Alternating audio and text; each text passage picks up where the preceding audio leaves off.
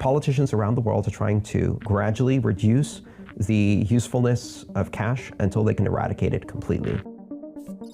It scares the hell out of governments to have people in control of their own money, at which point you should really ask yourself, what kind of government is that?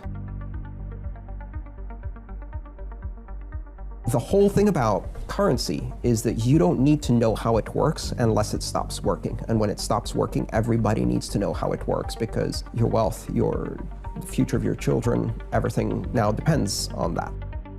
If we go to a future where digital cash is the only form of cash that exists, and I think we're heading in that direction very, very fast. I think within 20 years, people who grow up 20 years from now will never see cash unless they visit a museum. Cashless Society. Cashless Society. Cashless Society. Cashless Society. Cashless Society. Cashless Society. If we go to that future, digital cash, we're at a crossroads because we have to choose between two possibilities. One is digital cash that's run by corporations that act not only as intermediaries in all of our payments, but also act as deputized members of law enforcement for every government and/or intelligence agency and/or dictator who co-opts them to their means.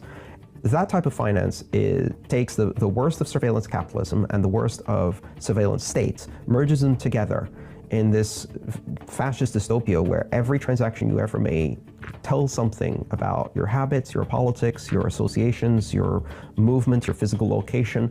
On the one hand, all of this data gets collected and shared among all of the intelligence agencies and corporations, or leaked. And on the other hand, if the people in power choose to, they can decide to debank you overnight. They turn off the switch. Now imagine what happens if your bank account is shut down and cash doesn't exist. Well, you can't eat. You can't buy food. Done. You can't use transportation. You can't rent an apartment. They can literally destroy your life in a second. And if you think this is crazy, this is happening today in China. They have a system called Sesame. It's called a social credit score.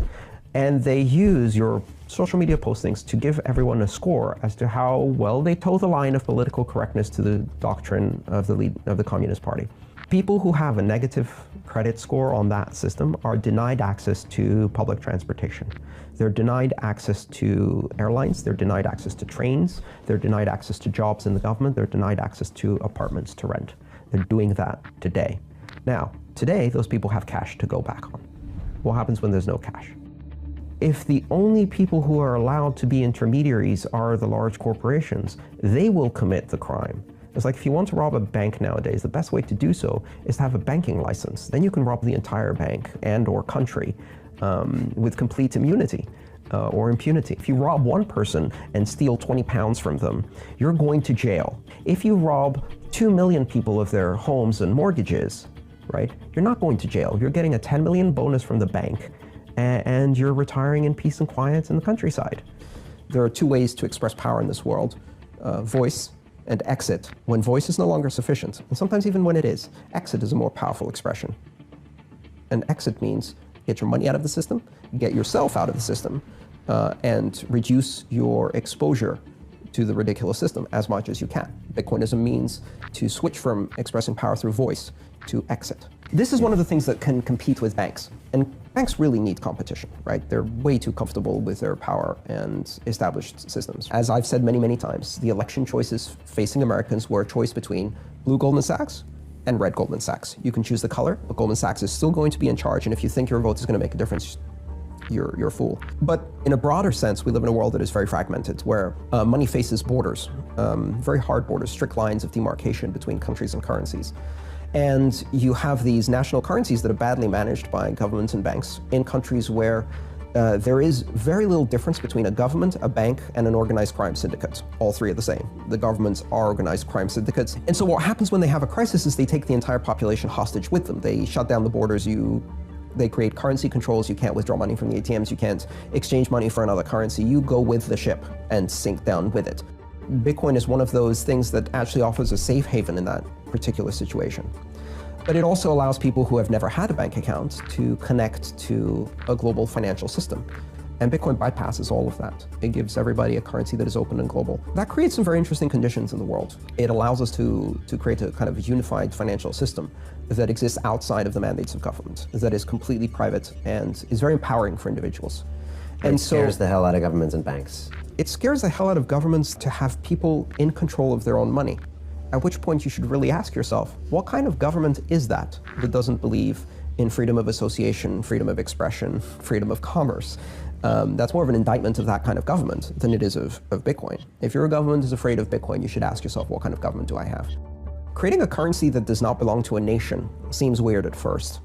But then again, we used to have airlines that only existed for one nation and had the flag on the tail, right? Flag carriers, they called them, and phone companies that were monopolies in one nation and had the flag on them. And now that seems absurd. And I think within 20 years, the idea of national currencies as the only option will seem absurd.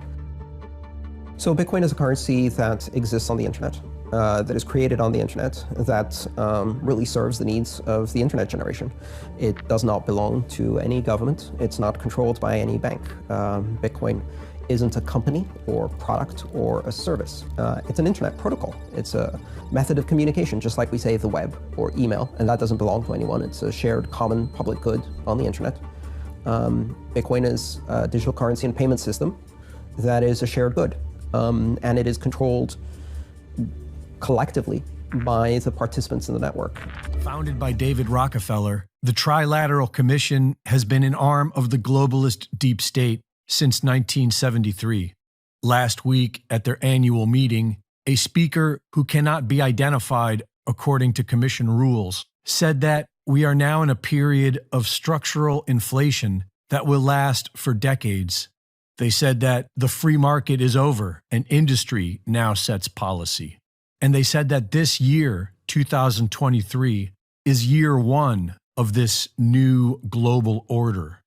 Days later, the Federal Reserve Bank announces a July launch for their new FedNow service, which was first announced in October of 2021. The too big to fail banks and all the large processors are already on board, and so is the U.S. Treasury. The first week of April, the Federal Reserve begins the FedNow pilot program for early adopters to become certified participants to help the Fed confirm readiness for their July launch. FedNow is an instant payment processing system that seeks to be the base of all digital transactions, acting as an umbrella company to manage all financial payments. This has been shown to be the gateway to a central bank digital currency, CBDC. FedNow is much like the Reserve Bank of India's instant payment system, the Unified Payments Interface, or UPI. UPI has had huge success in converting rural communities into a complete cashless society. According to the International Monetary Fund, UPI democratized the payment system and paved the way for central bank digital currencies. Central bank instant payment processing is also how the Central Bank of Nigeria introduced its CBDC, Naira.